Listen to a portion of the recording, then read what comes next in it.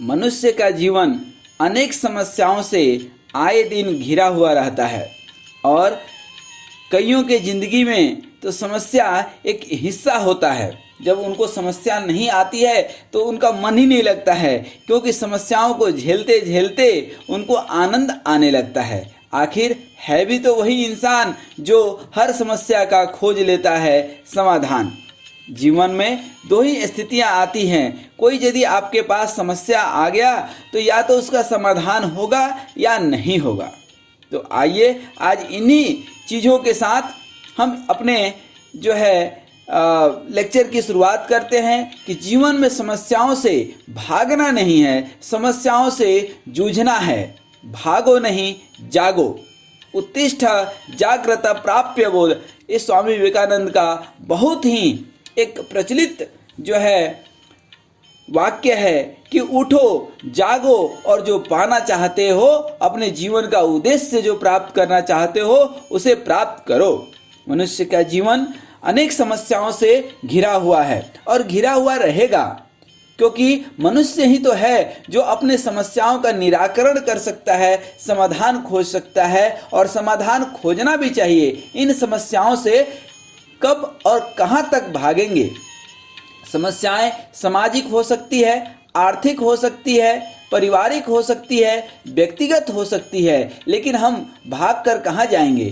क्यों ना हम इन समस्याओं से लड़ें। और भागेंगे भी तो कब तक भागेंगे? आप पारिवारिक समस्या को देख लीजिए, परिवार से आप भागकर कहाँ जाएंगे? आर्थिक समस्या को देख लीजिए, मैं नहीं कहता हूँ कि पैसा सब कुछ है, लेकिन ये जरूर कहता हूँ कि पैसा बहुत कुछ है। जीवन का एक बहुत बड़ा जो है पार्ट है पैसा। पैसा नहीं रहेगा तो बहुत सारी समस्याएं खड़ी हो जाएंगी। इसलिए इन सब चीज़ों से भाग नहीं सकते हैं आप। और आखिर हम क्यों भागें? हम अपने आप को गिरती हुई दीवार क्यों बनाएं? जब हम गिरती हुई दीवार बनाते हैं, जब हम स्वयं प्रसन्न रहते हैं, समस्याओं का समाधान खोज लेते हैं, तो सारी दुनिया प्रसन्न दिखती है और हर जगह समस्या का समाधान दिखते रहता है। लेकिन जब हम समस्याओं से खुद समस्याग्रस्त हो जाते हैं तो ऐसा लगता है कि दुनिया का हर एक व्यक्ति हमें ही समस्या देने के लिए जन्म लिया है। क्या भागने से समस्या का समाधान मिल जाएगा? यह पहला चीज सोचना है। हम समस्याओं से भागे नहीं, समस्याओं का निराकरण करने के लिए उपाय निकालते हैं। यदि भागना ही है तो हम भोग से भागें, योग से नहीं। हम फालतू के कार्य से भागें, अपने नियत कर्तव्य से नहीं। लोग जो है लोग से भाग जाते हैं, कर्तव्य कर्म से भाग जाते हैं, कर्तव्य कर्म को छोड़ देते हैं, इसीलिए समस्या आती है। करने योग्य कृष्ण भगवान भी गीता में यही कहते हैं, कर्मण्येवाधिकारस्तु, अर्थात करने योग्य कर्तव्य कर्म को करना है।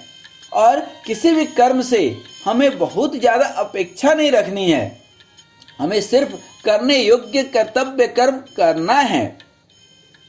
एक मौनी बाबा थे, क्योंकि हम कर्तव्य कर्म उसी को समझते हैं जो हमारे विचार में चलते हैं। मौनी बाबा बड़े ही मौन रहते थे, लेकिन उनके मन में क्या विचार चलता था, चूँकि वह मौन रहते थे तो लोगों को पता नहीं चल पाता था।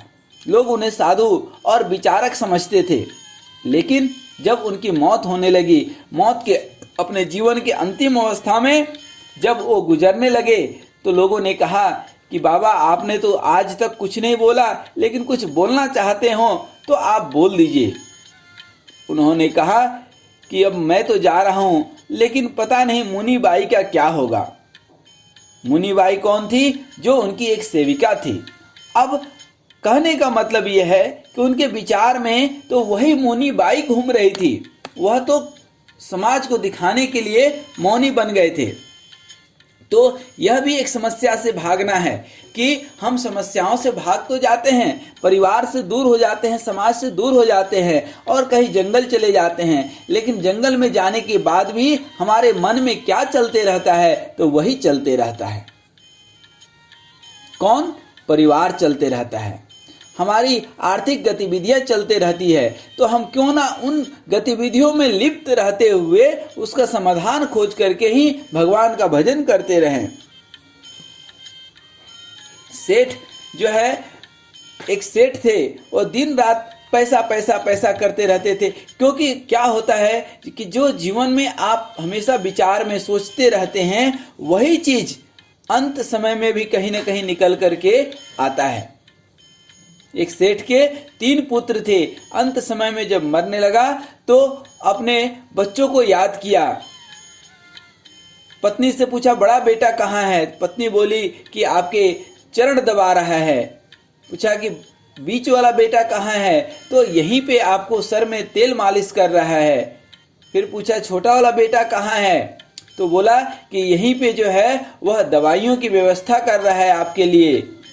सेठ चिल्ला उठा कि अरे गधों, सब मेरे सेवा में ही लगे रहोगे तो दुकान का क्या होगा? जाओ दुकान पे, छोड़ो मुझे। तो कहने का मतलब है कि जो व्यक्ति जीवन भर पैसा पैसा पैसा करते रहता है, उसे अंत समय में भी पैसा ही दिखते रहता है। लोग कहते हैं कई बार कि अनायास हमारे मुंह से ये शब्द निकल गए। अनायास कोई शब्द नहीं निकलता है। जो दिमाग में निरंतर चलते रहता है, वही कई बार बाहर निकल करके आ जाता है। गीता में कृष्ण भगवान कहते हैं कि व्यक्ति का अगला जन्म वही होता है जो उसके दिमाग में विचार चलते रहते हैं।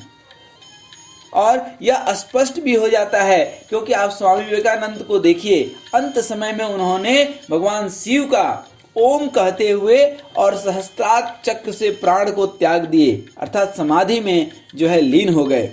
महात्मा गांधी को देखिए, अनिश्चित समय में उन्होंने मृत्यु को स्वीकार किया, लेकिन मरते वक्त उन्होंने राम राम जो है कहा। मन के अंदर क्या चल रहा है, यह वचन कर्म से स्पष्ट हो जाता है। व्यक्ति कर्म वही करता है जो विचार उसके लिए प्रेरित करता है। जो मन के अंदर चल रहा होता है, वही कर्म भी हम करते हैं, वही हमारे मुंह से शब्द भी निकलते हैं, हम बहाना कितना भी मार लें। पहली चीज। दूसरी चीज, हम समस्याओं से जब भागते हैं, जब हम समस्याओं से भाग करके कहीं चले जाते हैं, तो हम जो है त्यागी कहलाना पसंद करते हैं कि लोग हमें त्यागी कहें। फिर एक मन में अहंकार पैदा हो जाता है।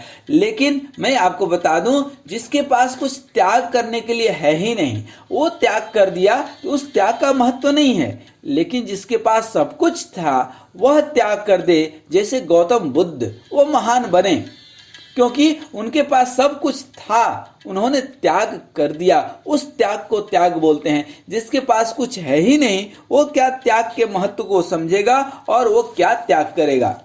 इसलिए यह बहुत जरूरी है कि हम समस्याओं से भागे नहीं। समस्या से भाग करके जब हम सन्यासी बनते हैं, तो वह कहने के लिए तो हम सन्यासी हो जाते हैं, कहने के लिए तो हम धार्मिक हो जाते हैं, कहने के लिए तो हम आध्यात्मिक हो जाते हैं, लेकिन मन के अंदर उस समस्याओं का जो उलझन है वही चलते रह जाता है।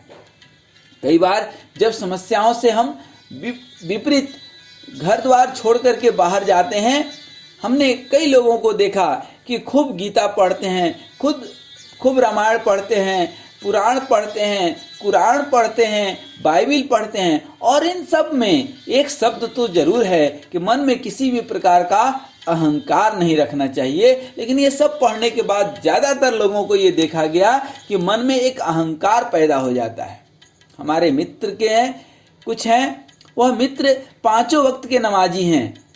वह हमेशा यही कहते रहते हैं कि हम 5 वक्त नमाज पढ़ते हैं, अर्थात हम बहुत बड़े धार्मिक हैं। यह धर्म है ही नहीं, ये तो आपके मन के अंदर का अहंकार बोल रहा है कि आप जो है अपने आप को धार्मिक चारों तरफ अपने स्वयं से प्रचार और प्रसार कर रहे हैं।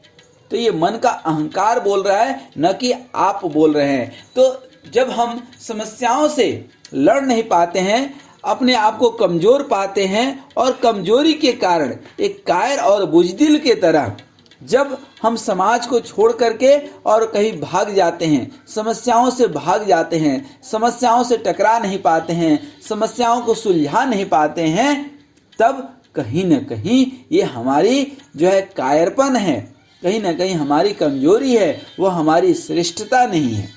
तो आइए हम जिस समाज में रहते हैं, जैसे रहते हैं, यथा युक्तस्य आहार विहारस्य, जैसे हम रहते हैं उस समाज में ही रह करके समस्याओं का समाधान खोजते हुए और हर समस्याओं में हम प्रसन्न रहने की कोशिश करें, प्रसन्नता के साथ जीवन जिएं। समस्याएं हर व्यक्ति के जीवन में हैं, रहेंगी, थी भी। आखिर समय के साथ वो समस्या खत्म हुई, आने वाले समय में भी आज की समस्या खत्म हो जाएगी। लेकिन यह बहुत जरूरी है कि हम समस्याओं से भागे नहीं, समस्याओं का समाधान करने की कोशिश करें। इन्हीं शब्दों के साथ फिर हम मिलेंगे किसी और वीडियो में।